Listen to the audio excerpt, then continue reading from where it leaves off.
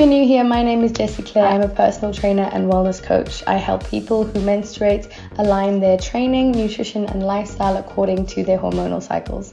This is TC. He likes to steal the show sometimes, but as long as he stays right there and doesn't distract us too much, I'm going to allow it. Today's session is going to be focused on our posterior chain, our back body. The structure of this session is going to be high rep, moderate weight, and this kind of workout I will class specifically suited for when you are in your follicular or your ovulatory or / ovulation stage of your menstrual cycle. We'll get into that a little bit more, but there are certain times that is optimal to be training high intensity and other times where it's a little bit counterproductive. If you don't stop cleaning yourself right here on camera, I'm gonna have to take you outside, mister. You're gonna have to sort yourself out. That's a good boy.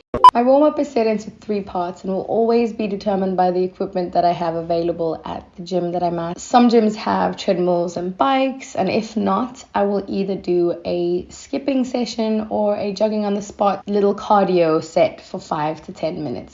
The second part is where we do our crab walks, or also known as platypus walks with a band. I know some gyms don't have the glute loop, so here's an alternative. You'll be stepping inside the band, crossing over the 2 ends, pulling tight and locking your hands into your hips. Squat down and step out. With the glute loop, we might find stepping out is a little bit more difficult, especially if we've chosen a band that's too strong or too small. Position the loop just above your knees, not on your thighs. Squat down, and most importantly, push your knees out first when stepping. Try looking in the mirror to make sure that you're actually stepping out with your knees as opposed to the bottom part where your feet kind of edge out of the band. It takes some practice, but it's definitely worth it. We'll be performing this move for 20 reps per leg for 3 sets. 20 one direction and 20 in the other direction. Phase 3 of our warm-up is the sled push. Put a moderate weight on that sled. You don't want to be running it across. It's not a sled sprint. It's really pushing through the glutes and the heels. So the way that we do that is making sure that our arms are extended and our head is down between the arms so that our back is completely straight from head to tailbone. And we're really pushing through the toes, heels up. And you'll feel it in your glutes. We're going for 3 lengths. Our superset will consist of a sumo squat and a lunge. We're going for a backwards lunge, and we're going for 15 reps per leg. So it goes 15 sumo, 15 right leg, 15 left leg.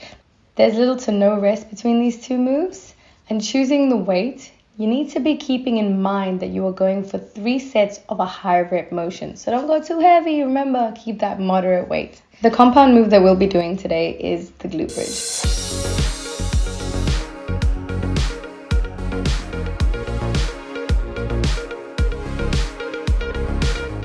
It is one of my favorites and one of the most fundamental exercises for building healthy hips, strong glutes, and powerful lower bodies. And I won't act like we don't all want to have a little bit of a peachy booty too, you know? I know. Choose a box, step, or bench that you'll be able to set your shoulder blades over while sitting on the ground. Reach your arms out ahead and lean back. So arch your back and lean your shoulder blades down towards that step. If you can tap the box with your shoulder blades, if you feel them tap, then you're in the right spot. If all you feel is that your spine is curving on that edge of the box, then you're going to need to shuffle forward slightly. And if you can't move those shoulder blades at all, it means that I'm not hooked under but actually on the blade. And this means that you need to shuffle backwards slightly so that the blades go on top. Grab either a squat pad or mat to create cushioning on the bar. Bring that bar right over the crease in your hips. Pull your knees up, feet flat on the ground. Holding onto the bar either side of your hips, you're going to press your heels firmly into the ground and lift your hips by contracting your glutes and hamstrings. Take a nice deep inhale on the way down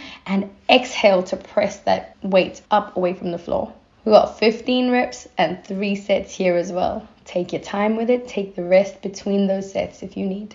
Next, we have step-ups. I have a love-hate relationship with this move. The difficulty of this move depends on how much effort you're putting into it, how much you're actually leaning into good form. It's easy to just hop up and down from a step, but you need to make sure that you're doing the following. Using a box or stepper that is at a nice challenging height, so not just an easy step up, track one foot off the back and then slowly glide down without leaning backwards. You have to keep all of your body weight over the front knee, over the front foot. As you go down, tap the ground behind you with the toe and push through the top leg. Your rep range will be between 12 to 15 per leg for 3 rounds. Our final move today is the Romanian deadlift, or the stiff leg deadlift. And there are a few cues that we need to follow here. Grabbing a pair of dumbbells, pinch your shoulders back, imagining someone has put a pencil between your shoulder blades and you want to hold on to it tight. Slowly, without bending your knees, take your hips back and allow the upper part of your body to fold forward. This is a hip hinging movement, the idea that your hips are tracking to the back of the room